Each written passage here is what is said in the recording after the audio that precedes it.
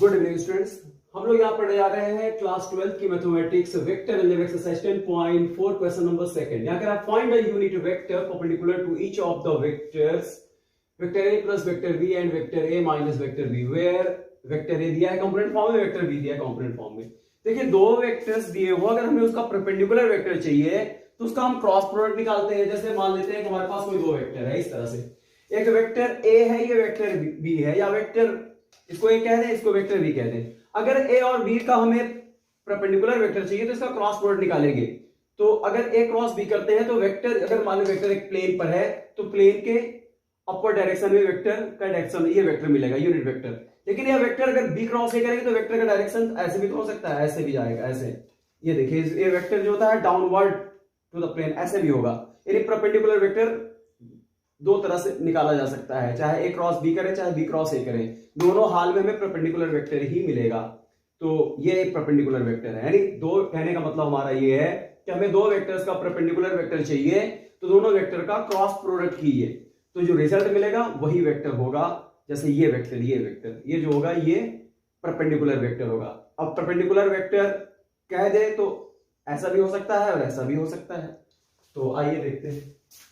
तो यहां पर देखिए दो वेक्टर दिया है, पहले तो वेक्टर ए दिया है, वेक्टर बी दिया है, फिर vector A plus vector B निकालना पड़ेगा। तो यहाँ गिवन जो दिया गया पहले उसको हम लिख लेते हैं।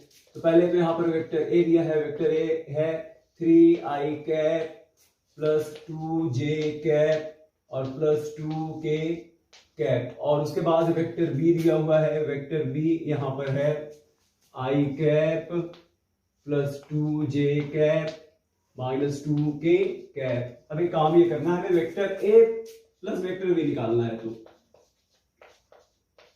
दो वेक्टर का सम कर देते हैं। ये 3i cap plus 2j cap plus 2k cap और प्लस कर देंगे तो i cap plus 2j cap minus 2k cap. अब आइए इसको ऐड करते हैं। देखिए 3 और ये जुड़ गया तो 4i कैप हो जाएगा, और j यहां है और j यहां है भी 4 प्लस 4j कैप। जैसे सिंपल अलजेब्रिक एक्सप्रेशन का सम होता है वैसे ही करना है। k और k 0 हो जाएगा, यानी प्लस 0k कैप आप लिख सकते हैं ऐसे करके।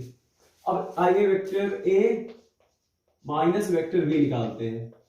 तो वेक्टर a तो यही है 3i cap plus 2j cap plus 2k cap. Negative आगे लग गया, साइन चेंज हो जाएगा। ये i cap minus 2j cap plus इस प्लस में हो जाएगा 2k कैप। आइए इसको भी सॉल्व कर लेते हैं। तो i ये तो हो गया 2i कैप, j यहां पर है, j यहां पर है, ये तो 0 हो जाएगा, यानी प्लस 0j कैप। j का ऑप्शन 0 होगा। k यहां पर है और k ये ऐड हो गया तो ये हो गया 4, तो ये हो गया 4k कैप। तो ये हमें पता चल गया एक वेक्टर ये है, वेक्टर ये है। आप चाहे इसे वेक्टर सी भी मान सकते हैं, वेक्टर सी आप इसको कह सकते हैं। लेट हमने मान लिया कि वेक्टर सी हो गया, अपनी समझने की आसानी हो जाएगी। इसको वेक्टर डी मान लेते हैं। लेट हमने वेक्टर मान लिया। अब ये वेक्टर सी और वेक्टर डी का हमें परपेंडिकुलर वेक्टर चाहिए, तो चाहे हम सी क्रॉस डी करें या डी क्रॉस सी करें, दोनों से हमें परपेंडिकुलर वेक्टर मिल जाएगा। तो अब हमारे पास वेक्टर है ही है, तो अब ऐसा करते हैं वेक्टर सी और क्रॉस वेक्टर डी कर लेते हैं।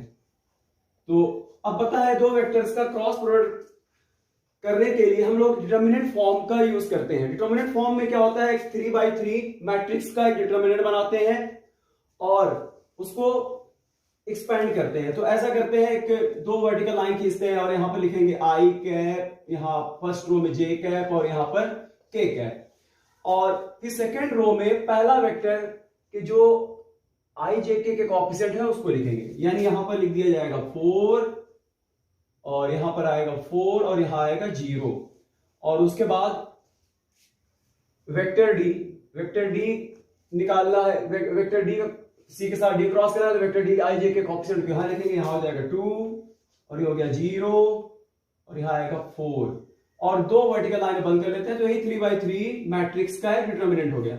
अब इसको एक्सपैंड करते हैं। आइए इसको एक्सपैंड यहीं पर कर लेते हैं। तो इसको जब एक्सपैंड करेंगे तो पहले देखिए फर्स्ट रो के अलोंग इसको एक्सपैंड करना है। फर्स्ट रो के अलोंग एक्सपैंड करेंगे तो ये और ये इसको बंद कर दीजिए, बचा क्या, इसका इसका और इसका प्रोडक्ट करेंगे, यानी यहां लिखेंगे आई कैप और इसके बाद सीधा ऐसे करके देखिए 4 और 4 का हो गया 16 और 0 का 0 के साथ 0, उसके बाद एक प्लस फिर माइनस, यहां हो गया जे कैप।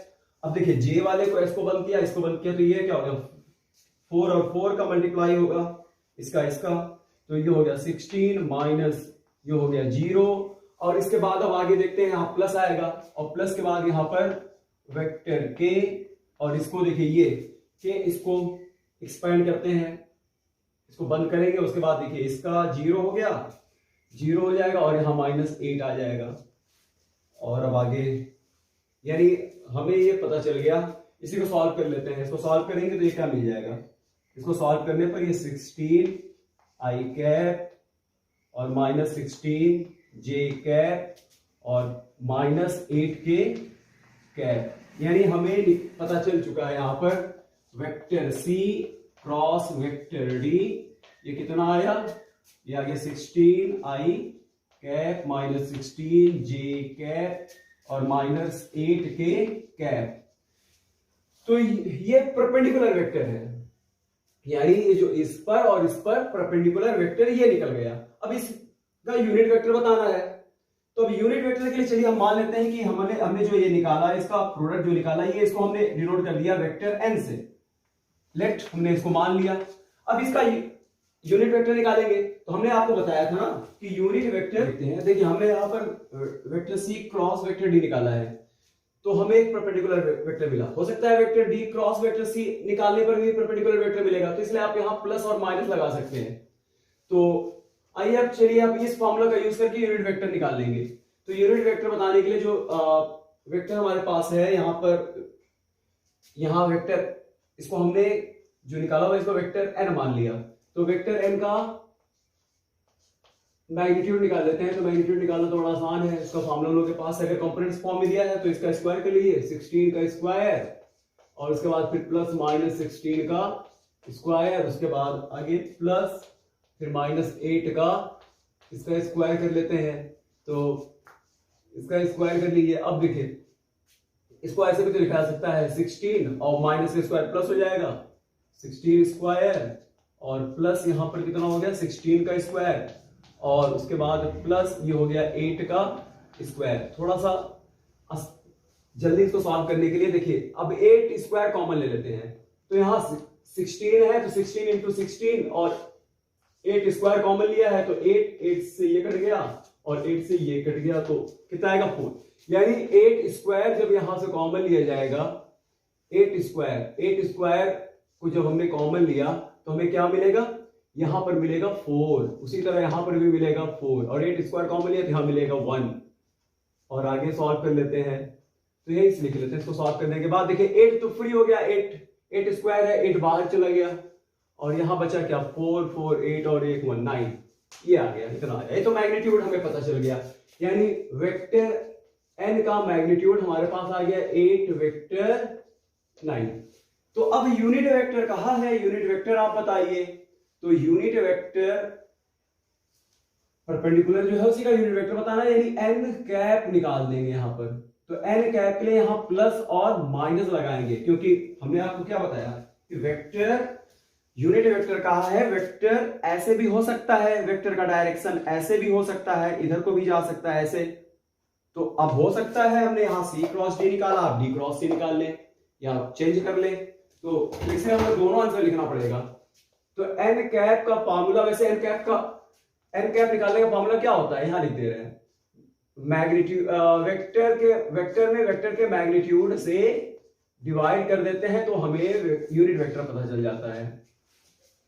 तो यहां इसलिए प्लस माइनस लगा दिया। और अब आइए लिख लेते हैं अपना हमारा जो वेक्टर है, वेक्टर एन क्या है, ये वेक्टर एन है, तो वेक्टर एन को ही लिख लेते हैं 16 आई कैप -16 जे कैप और -8 के कैप और अपॉन, और इसके बाद देखिए मैग्नीट्यूड है वेक्टर का 8, ये वेक्टर का ये मैग्नीट्यूड हो गया। तो यहां तक तो ले आए, अब इसके आगे इसको इरेज करें फिर आगे सॉल्व करते हैं। बस अब इसको सेपरेट कर लेते हैं और ये हो जाएगा प्लस माइनस, इसको सेपरेट करेंगे तो ये इसके साथ सेपरेट होगा तो 8 और 2 upon 3 i cap minus 2 upon 3 j cap minus 1 upon 3 k cap, ये इस तरह से। तो यही निकला यूनिट वेक्टर। ठीक है, तो आप लिखना चाहें तो लिख सकते हैं unit vector perpendicular to both vectors a plus B and a minus B. तो ये आपके समझ में आ गया होगा, उसके बाद आप आगे देखेंगे। Thank you.